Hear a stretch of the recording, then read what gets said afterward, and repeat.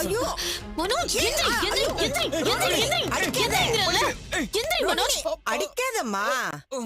அவன் எந்திரிப்பான். Showroom open பண்ண 2வது நாளே மனோஜ் நல்லா தூங்கிட்டு இருக்காரு. எல்லாருமே கிளம்பிட்டாங்க. கிளம்பிட்டு எல்லாருமே வந்து என்ன மனோஜ் இன்னும் எந்திரிக்கலையா? ஓ ஷோரூம் ஓப்பன் பண்ணுமேன்னு சொல்லிட்டு கேட்டுட்டு இருக்காங்க. மனோஜ் என்ன பண்ணாலும் வக்காலத்துக்கு வாங்குறதுக்கு நம்ம ரோகிணி தான் ரெடியா இருக்காங்கல்ல. மூக்கு உடனே வேத்துருது. இல்லைங்க, அவங்க நேத்தெல்லாம் ஒர்க் பண்ணதுனால இன்னைக்கு டயர்ட்ல தூங்கிட்டு இருக்காரு. இப்போ எழுந்து இப்படிலாம் ரெஸ்ட் எடுக்கணும்னா நம்ம மீனா தான் ஃபர்ஸ்ட் ரெஸ்ட் எடுக்கணும். ஏன்னா அவங்க தான் நாள் முழுக்க வேலை செஞ்சுக்கிட்டே இருக்காங்க. நானும் வந்து டே ஃபுல்லாக டப்பிங் பண்ணிக்கிட்டே தான் இருக்கேன். ரவியும் அனலில் வேலை செஞ்சுக்கிட்டே தான் இருக்காரு. நம்மலாம் ரெஸ்ட் எடுக்கல. ஒரு நாள் வேலை செஞ்ச மனோஜ் ரெஸ்ட் எடுக்கிறாங்களா சொல்லிட்டு ஸ்ருதி கேட்குறாங்க. மீனா என்ன சொல்கிறாங்க, எந்த வேலையுமே சரிங்க பிடிச்சி செஞ்சா நம்ம ரெஸ்ட் எடுக்கணும்னு தோணவே தோணாது. திருப்பி திருப்பி வேலை செய்யணும் தான் தோணும்னு சொல்லிட்டு மீனா சொல்கிறாங்க.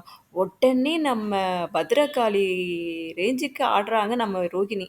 உடனே ரூம்குள்ளே போயிட்டு மனோஜ் அடி அடின்னு அடிக்கிறாங்க. அடிச்சும் வந்து மனுஷன் எந்திரிக்கவே இல்லையே. அப்பயும் திருப்பி அவங்க அம்மா மடியில் படுத்துக்கிட்டு என்னமோ ப்ரீகேஜி தான் படிக்கிறாரு போல இருக்குது. செல்லம் கொஞ்சுறாரு அவங்க அம்மா கிட்ட. அவங்க அம்மாட்ட செல்லம் கொஞ்சினோடனே முத்து பார்க்குறாரு.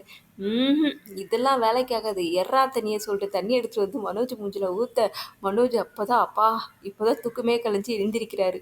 மனோஜோட அப்பா வந்து நச்சுன்னு ஒரு அட்வைஸ் பண்ணுறாரு. டேய், ஒரு தொழிலதிபருக்கு முக்கியமான ஒரு அம்சமே வந்து அதிகாலையில் எந்திரிக்கிறதாண்டா. நீ இப்படிலாம் வந்து 10 மணி வரைக்கும்லாம் தூங்கிட்டு இருந்தானா தொழில் உருப்படாது பார்த்துக்கோ சொல்லிட்டு அவரு வந்து எச்சரிக்கை சொல்லிட்டு போயிடுறாரு. இதுக்கிடையில் பணக்கார சம்மந்தி வாங்கின ஏசி வந்து வீடு தேடி வருது. நல்ல வேளை நம்ம முத்து வந்து வெளியே நிற்கிறாரு. முத்து வெளியே நின்னோடனே என்னது இது ஏசின்னொடனே யார் அமுச்சு விட்டா? வாசுதேவன். வாசுதேவன் வீட்டிலேருந்து வருதா, திருப்பி அங்கேயே அனுப்புங்கன்னு சொல்லிட்டு ஃபோன் பண்ணுறாரு. ஃபோன் பண்ணி வந்து கண்ணாபின்னான்னு திட்டுறாரு. நீங்களாம் எங்களுக்கு ஏசி வாங்க தேவையில்லைங்க. எங்கள் வீட்டுக்கு எங்களுக்கு வாங்க தெரியும். உங்களுக்கு குடும்பம் வந்து ஒன்றா இருக்கிறதுல வயிற்றச்சல் இருக்குன்னா நீங்களே வந்து அதில் குளிர் காஞ்சிக்குங்க. எங்களுக்கு தேவையில்லை சொல்லிட்டு ரிட்டன் போட்டுறாரு. ஸ்ருதியோட அப்பா இப்போ பெரிய குள்ளநரி தந்திரம் பண்ணுறாரு. குடும்பத்தை வந்து பிரிக்கிறதுக்கு பெரிய வாய்ப்பு ஒன்று கிடச்சிருக்கு. ஏசியை கொண்டு போயிட்டு ஷோரூமில் ரிட்டர்ன் கொடுத்துட்டீங்கன்னா வந்து வீட்டில் பெரிய பிரச்சனை நடக்கும். அப்போ அந்த சந்தர்ப்பத்தை பயன்படுத்தி நம்ம ஸ்ருதியை கூட்டிகிட்டு வந்துடலான்னு சொல்கிறாரு. இதுக்கிடையில் விஜயா மீனா கிட்ட போயிட்டு மட்டன் பிரியாணி என்ன, சுக்கா என்ன, சூப்பு என்னன்னு சொல்லிட்டு பெரிய லிஸ்ட்டாக படிக்கிறாங்க. அதுக்கப்புறம் நீ ரோகிணிக்கிட்டேயும் என்ன சமைக்கணும்னு கேட்டுக்கோ. கேட்டுக்கிட்டு இதெல்லாம் வந்து யாருக்கு அத்தைன்னு சொல்லிட்டு மீனா கேட்குறாங்க. இதெல்லாம் நம்ம ரோகிணிக்கும் மனோஜுக்கும் மட்டும்தான். எடுத்துகிட்டு போய் சமைச்சதை எடுத்துகிட்டு போயிட்டு ஷோரூமில் கொடுத்துட்டு வந்துரு அப்படின்னு விஜயா சொல்கிறாங்க. இது கேட்ட நம்ம மீனாவுக்கு பயங்கர கோவம் வந்துடுது. இதெல்லாம் என்னால் சமைக்க முடியாது. உங்களுக்கு வேணும்னா நீங்களே சமைச்சு கொடுங்க. அவங்களுக்கு நான் குடும்பத்துக்கு தேவையானது மட்டும்தான் சமைச்சு தருவேன். மாமாவுக்கு என்ன சமைக்கணும் சொல்லுங்கள், உங்களுக்கு என்ன சமைக்கணும் சொல்லுங்கள், நான் சமைச்சு தரேன். மற்றவங்களுக்குலாம் என்னால் தனியாலாம் சமைச்சு கொடுக்க முடியாது. மொத்தமாக என்ன சமைக்கிறோமோ அதை அவங்க சாப்பிட்டோன்னு சொல்லிட்டு மீனா கரெக்டாக பேசுகிறாங்க.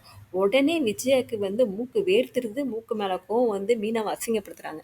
விஜய் அசிங்கப்படுத்தவே மீனாவால் தாங்கிக்க முடியல. உடனே உங்கள் பையனுக்கும் உங்கள் மருமகளுக்கும் நீங்களே சமைச்சு போடுங்க. நான் குடும்பத்துக்கு மட்டும் தான் சமைப்பேன். என்னால் சமைக்க முடியாதுன்னு சொல்லிட்டு அந்த இடத்துலேருந்து கிளம்பிட்டு அழுதுகிட்டே போயிடுறாங்க.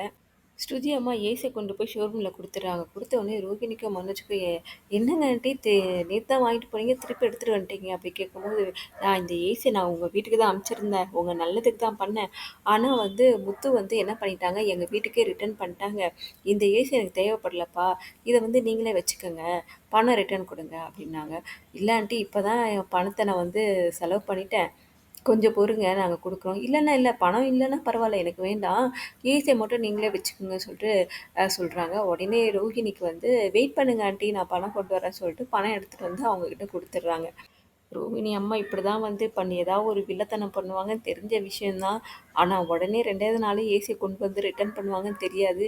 இதனால் வீட்டிலலாம் என்ன பிரச்சனை வரப்போகுதுன்னு தெரியல. வெயிட் பண்ணி பார்ப்போம்.